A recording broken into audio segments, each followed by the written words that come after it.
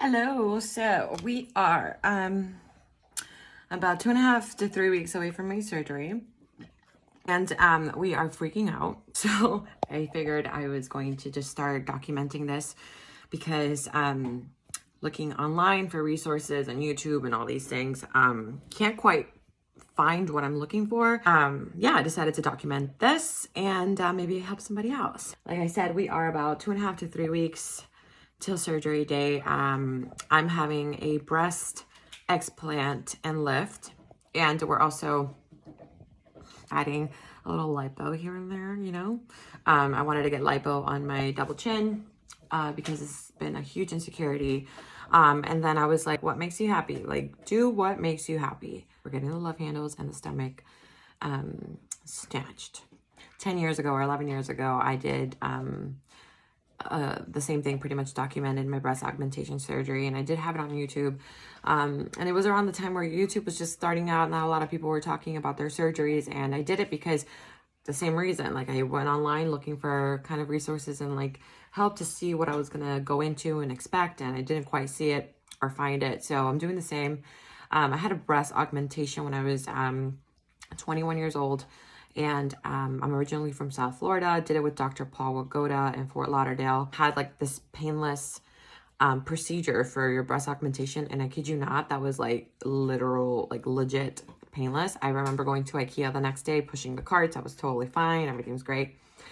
But then fast forward 10 years, 11 years later, I am so unhappy with my boobs, specifically. They are huge. I went in with like baby boobs, probably an A cup. I went from an A to a small D, 421 cc's. My titties are huge. They are probably like triple the size. Like, they don't even fit in the camera. And so I found this bump in my boob and I was just like, oh shit. So I go to the doctor.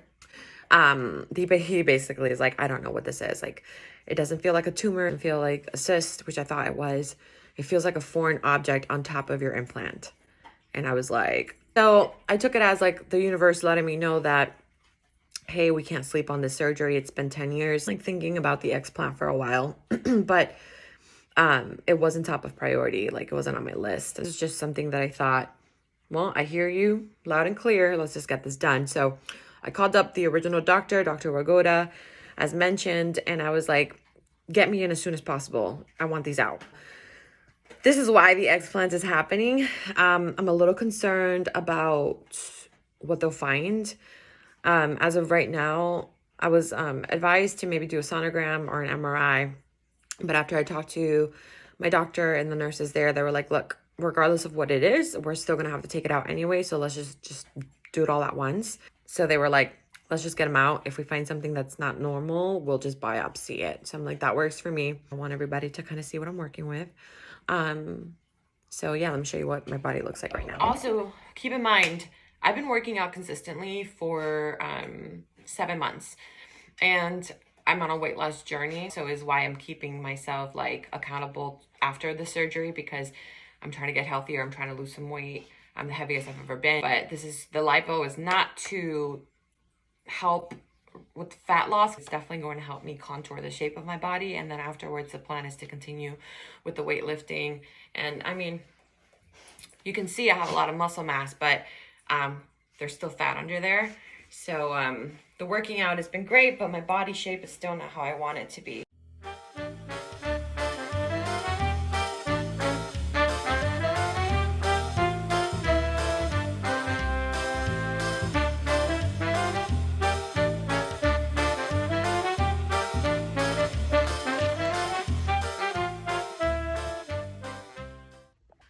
Today is Saturday. I don't even know. I can't remember the date, the actual date, but the Saturday before I leave Wednesday morning for Fort Lauderdale, and ooh, can't wait for this to be gone. It looks worse at this angle. Oh God. We're about 5 days before the day, and I'm a nervous wreck. I have been literally cleaning everything in sight.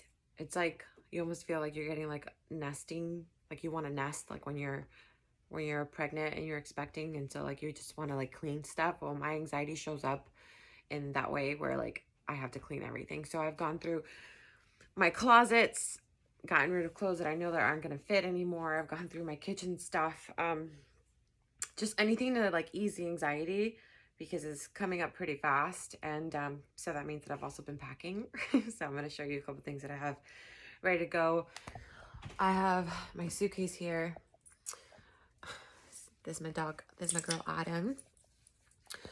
My suitcase here, full of some stuff that I think are pretty much, I think I'm pretty much done packing, to be honest with you. Like, I keep trying to think about things that are going to be easy to wear, or like, I don't want to overpack. I'm also worried about the fact that I'm traveling by myself.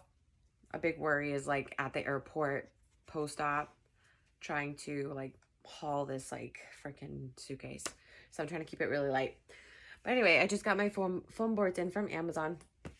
These were a little underwhelming. I don't know if this is like the actual like feeling of them. A lot of people say that you're gonna get like with the Lipo 360, you're gonna get swelling close to like the fupa area and also in the lower back. So I made sure to buy the back one too. The point of these foam boards is, and trust me, I was totally against like buying all these foam boards and stuff. I didn't think that they were needed. I thought the faja was just good enough, but the reason why you get these is because you don't want the imprint of whatever fabric or the faja you have on to imprint on your skin. So like where the zipper is and all that stuff, you don't want that to indent the swollen area. So this is supposed to like kind of stop that. I'm gonna show you all the stuff that I got here. I still have them in the packages just in case, I don't know, to keep him clean, I guess. He's being dramatic because I didn't want to get it dirty, or I don't know. But the foam boards are pretty thin too. You're gonna put this like in your faja, the board over it. So that's what it'll look like inside. It's just to add compression. So 2 for the sides, one for the front, and then if I feel like I need extra compression, I'm just gonna like order another one, and you'll see if I have to makeshift something. But I keep hearing that the lower back is like really intense and can get a lot of fluid in there, so you want to put extra compression. But I only have 3 boards. Excuse me, I'm choking. These are like cool looking bras. They look pretty comfy. I got them in 2 sizes because I wasn't sure what size I was gonna be. This one fits me right now. As you can tell, they're huge, because so are my girls. They're huge. But because I'm a hypochondriac and I worry about everything, I worry that like the medium is gonna be too tight, especially up here with the lipo. So, you know, we got options, we got options. And then I got the faja. This was a hot mess because when I tried to put this on, I can't even fit in. I can't fit. It won't fit. So, I mean, I'm hoping it fits afterwards. I was kind of apprehensive about buying it right now because, like, how am I supposed to know what size I'm going to be afterwards? But my friend kept saying, she's like, you have to get a faja just in case as a backup. This is a Colombian faja. I swear everybody online says that they have the best Colombian fajas, and I swear they're all the same. So this is just from Amazon. It's the one that looks like kind of like a onesie. It has really thick like silicone back here. We'll see. I have pretty thick thighs, so everything rolls up on me, so I highly doubt that these are going to stay in place. I'd be surprised if it does. This is size extra large, but this is about 80 bucks on Amazon. We'll see how that goes. Bought myself a neck pillow, not for the plane ride or anything like that, but for just when I'm like chilling. You guys know when you lay back and like you need an extra pillow to kind of hold your head up? I thought that this was needed, so I bought one of these. Totally not necessity, but just because I'm not staying like in my own home, I'd rather be comfortable in whichever way I can. I know I'm not staying at a recovery house. I'm actually staying with a friend back home. So simple, just like absorbent pads. This or the posy pads that everybody uses. I was a little hesitant to get the posy pads just because they're so thick that I thought that they would indent me. So we'll see how much I'm going to be actually like secreting. secreting. I hear that it's a hot mess and it's like really liquidy and like gross. Vag wipes, because I don't think I want to take this faja off like all the time to go to the potty. So this one has like a hole on the bottom, so little bird bath type deal. This is the weirdest thing that I'm gonna bring with me, but I think it's probably the most cost effective, so pay attention. Ironically, this is what people use also for their post-op. So some people either put it on the bed or they stick it in their faja because all the liquid pretty much, like, you need something to hold it. But Miss Thang over here bought these, and don't think it's gross. This one's like not used and washed like 3 times, so don't try me. Reusable dog pads. They're pretty freaking dope. They're probably the size of like a twin size bed, I think. I'm bringing this with me, and this is what I'm gonna lay on the bed, where I'm gonna lay on, like under the sheets. So if I do get fluid on there, at least I can toss that in the washer and not ruin my friend's bed. Okay. These bad boys. Heal fast. The reviews on this on Amazon is absolutely insane. There is a plastic surgeon, I forgot his name, but if I find the video, again, I'll link all the information that I possibly can so that you guys can see it for yourself. But this is pretty much like backed by a surgeon, a plastic surgeon. I think he's based out of California. And it is supposed to help heal your body in such a fast time period that it basically it's just supplements, pretty much. The reviews are amazing on Amazon, so I jumped the gun and got that because I was like, yes. Everything that you want for your post-recovery plus prebiotics, which is really freaking dope. So I'll be taking these post-op. If your surgeon allows you to take extra vitamins pre-op, definitely check these out. Or if you just want something post-op, definitely take these. Like, the reviews are insane. I freaking think this is awesome. Antibacterial soap. They use, you know, another antibacterial soap. Arnica creams, arnica tablets. These are good for bruising, swelling. I'm gonna be using the cream for when I do my own massages in between my actual professional massages, and then these are amazing.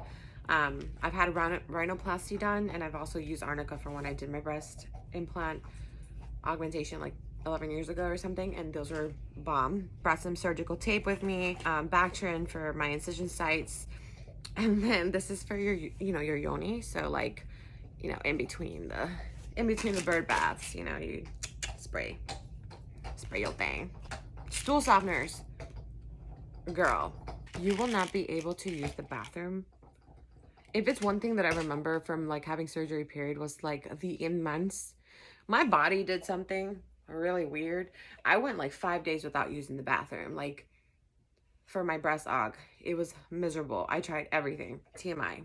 It got to a point where like I gave up. My body was just doing its own thing, and my stomach was like literally going like this. And that's how I ended up using the bathroom 5 days later. And if I would have been smart enough back when I was like 21, I would have known to take some laxatives. That would have been super helpful. But, you know, I was young and stupid, didn't know. Now we are super prepared. So stool softeners, I even bought some enemas just in case. I ain't playing with that, because the worst feeling is like being in pain and then also be constipated. I'm gonna be feeling stuffed up from all sorts of angles. So bring your stuff, you know. Mouthwash, toothbrush, Flonase, because I'm staying at my homie's house and I don't want to be snoring because I know I snore. Those are little things that are personal to me specifically. Anti-diarrhea. If for some reason my body decides to have an opposite effect, I got myself covered. You know, little goodies like that. And then I brought it Smooth Move. I'm telling you, I'm prepared for that moment. Elderberry lozenges, because I don't remember having this the first time I had surgery, but a lot of people do complain about it. I think it was just because I was so out of it when I first came out of anesthesia, but I don't remember my throat feeling dry and scratchy. This time around though, I'm bringing it just in case. You know, we're a little older, body's a little different, sensitivities are obviously different, so lozenges, booty pills, everything is going in this bag. As far as like the clothes that I think I'm gonna be wearing post-op, I brought just like little cute dresses. Just thinking something like if I had to run out of the house or barely run out of my house, I can look decent. So I'm bringing little dresses. The rest of my stuff is just like PJs, robes, because I don't want to feel super stiff with this faja and like all this swelling and stuff. So pretty much everything that I'm packing here is just comfy stuff, you know.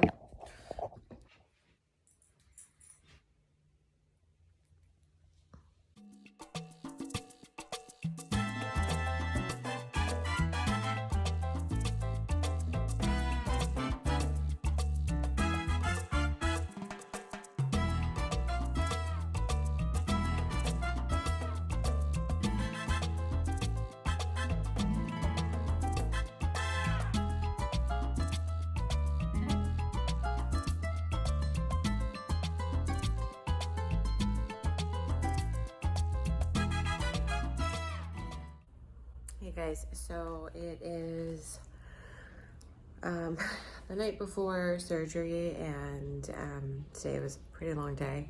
I flew into Florida this morning around 8 or 9 in the morning. We had our pre-op, met with the doctor, kind of went over everything that, you know, was of concern. If you guys, just to reiterate, I found a bump in my breast a couple weeks ago, which I'm so tired, which led to me booking the appointment for the explant. While we were there, I was like, can we add Lipo 360? So that's what happened. But really the priority was this bump that I found in my boob. I went to my PCP. They thought that it was just maybe a ruptured implant that didn't feel like anything like a cyst or a tumor because it moved a lot. And then today I have my pre-op and my surgeon doesn't think that it's the implant, basically the opposite information. So that was concerning. Either way, it's all getting taken out. The explant's still happening. That's going to be removed and then biopsied. So hopefully best case scenario is a leak that doesn't seem like it, like a ruptured implant that doesn't seem like it, and nothing that has to be like more tissue removed from my breast, because he mentioned that there was like potential things that could happen with like the nipple not reattaching itself with that type of tissue removal. That has me a little stressed out. I definitely cried a little bit.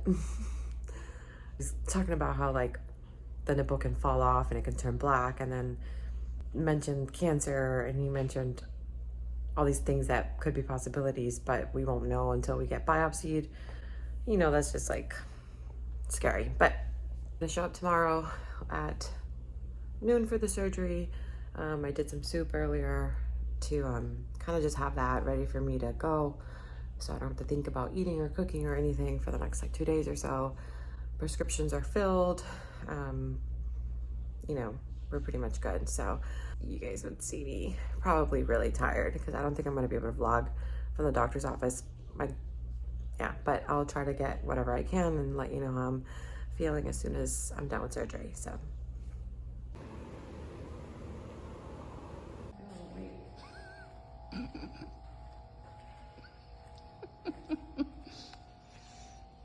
we're going this way to the right, by the way. no, like Oh god.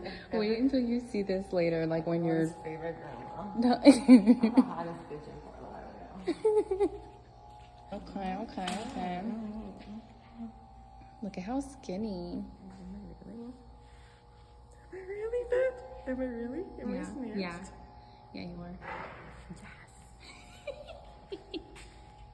All right, to be resumed.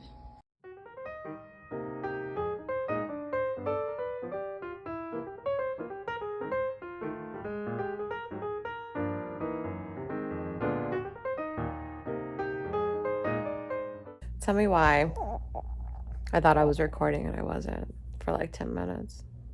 Damn, y'all missed my jokes. I am home. I've been home since about 3 o'clock. No. I don't know what time I got home because I left early. They called me early for my surgery. My surgery was supposed to be at 12. And I wake up at like 8:30 and they called me at 9. They're like, can you get here? I was like, what? Something didn't clear with the first patient of the day, so I guess maybe it got canceled, and they called me in. I had to rush over there. I didn't even shower. They're like, don't worry about it, we'll take care of it. So I was in getting anesthesia by 9:40, probably under the knife. They probably opened me up by 10. So I think I got home. Yeah, I got home like around 3 because I was like weaning off the anesthesia, but I was pretty groggy. In good spirits, but just groggy. So the biggest concern was the mass that I felt in my breast. They took that out. I don't think that it's anything super like dangerous. I think it's just a mass. I felt it, I touched it because I told them I wanted it to be all gross. It was so hard. And so they're going to send that to pathology, see what that's about. Pretty amazing. I got pictures of my implants. Otherwise, my pain level, let's say from 1 to 10, probably a 5. 4 or 5, meaning I'm in discomfort right now. I've been walking around, I've been walking. I wasn't able to stand up straight when I got out of the car initially, 20 minutes after surgery, but now I feel myself standing upright a little bit more. What hurts the most right now when I walk or to get up of any sort of fashion is obviously my breast, my right breast, because that's where everything happened. And then it's the weirdest thing, right under the belly button, like between the fupa and the belly button, that hurts a lot. And I think it's just because where your body bends there. It feels like a little bit of a strain. My right hand is still numb. It's been 6 hours and it's still numb. I asked the nurse, she said it's because of the anesthesia that was put there. Actually, that's a good indicator, I guess, to know that I'm still on it. I made some soup last night, some bomb soup, you guys. My friend was a genius. She freaking like made it baby food style, and she got all the veggies, all the greens in there, and she blended it. She blended it for me, so I don't have to like chew too much, but it's delicious. I'm hungry, y'all. I'm hungry. But this faja doesn't let me overeat, so that's good. And I'll let you know if anything crazy happens. Hopefully not. Just a little nervous about overnight. But this is where I'm at right now. I look tiny. Oh my god. Look at this bandage. Hot. Ace Bandage is gonna have to sponsor me, boy. Overall happy.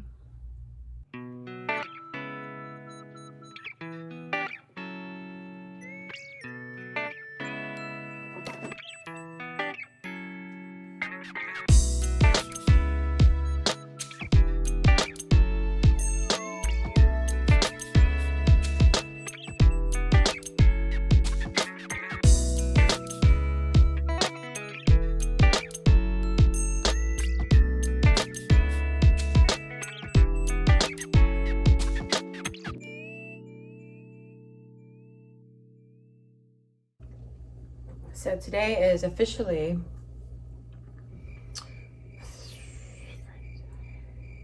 three days post-op. Yesterday was hell. I was in a bad mood. I wasn't really trying to, I was just short-tempered yesterday. I was like kind of impatient. I got sleep. I'm getting good sleep. It's just that I got short sleep.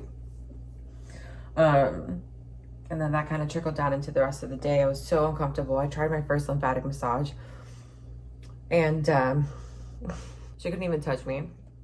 Don't mind me, I'm having some eggs. It is 8 in the morning.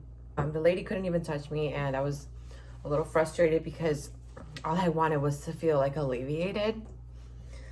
That wasn't happening. So she did like a 2-minute massage on me. That's what it felt like. And then she did ultrasound.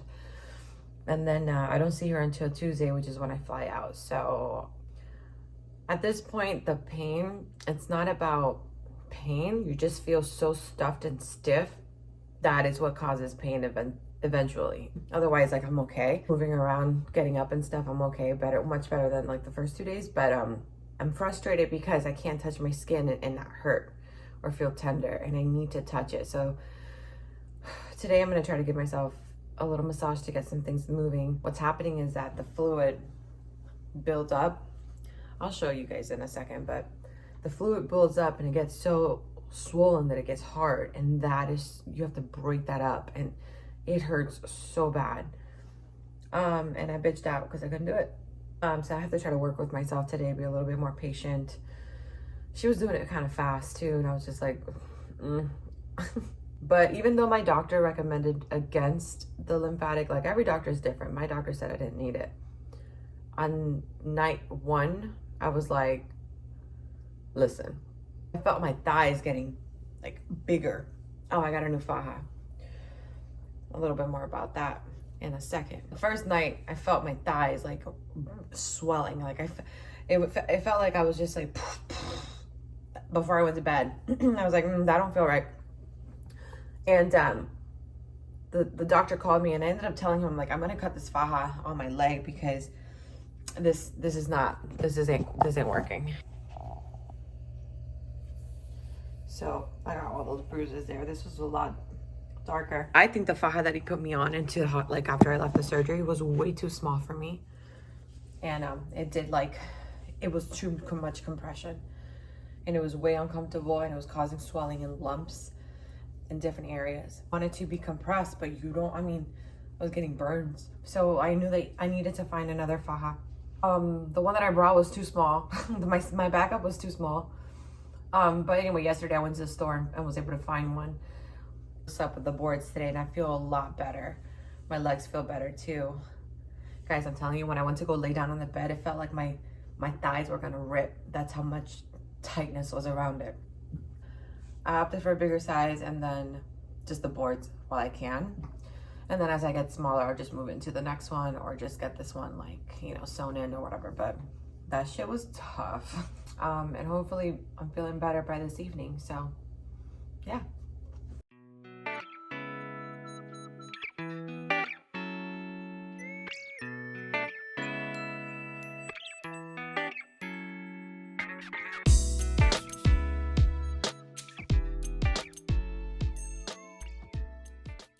Hello. So this is going to conclude the end of the first week vlog for my post-op. And you guys, it's been such a freaking crazy week. Like, so many emotions, so many like feelings, and I'm at a place where I'm just really happy, and I can't believe that this is me. And after taking these boobs out, even though they were my decision, it reminded me of like who I was again, and I feel more like me. I'm so comfortable. And then this body though, this body has me feeling like I've never felt before, because I've always been the chubbier sister. I've always been just not lean. I can be fit and muscular, but I just was never lean. And it's so weird to see my body like this. I'm already on the last hook of my faja, so sorry for the mess back there. I'm trying to clean and do laundry because I'm back home from Florida. I flew in a couple days ago, 2 days ago. Today, right now, when you're watching this, I am officially 9 days post-op. So I got back home at 5 days post-op.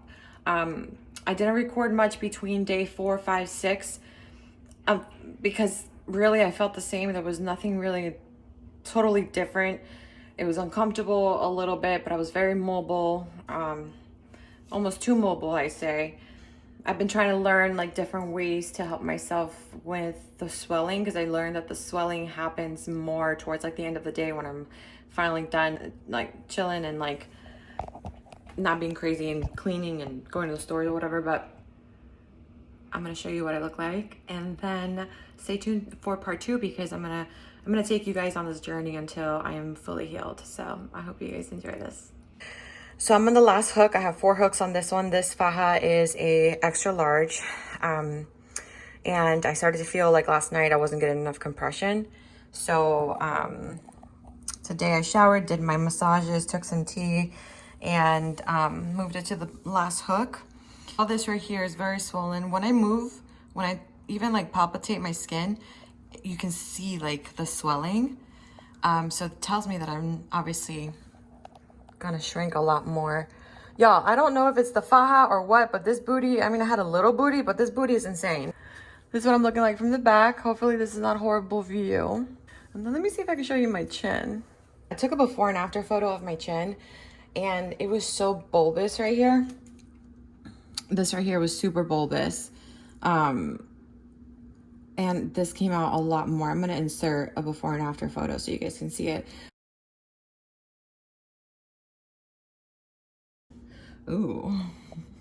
All right, so that's not gonna be there.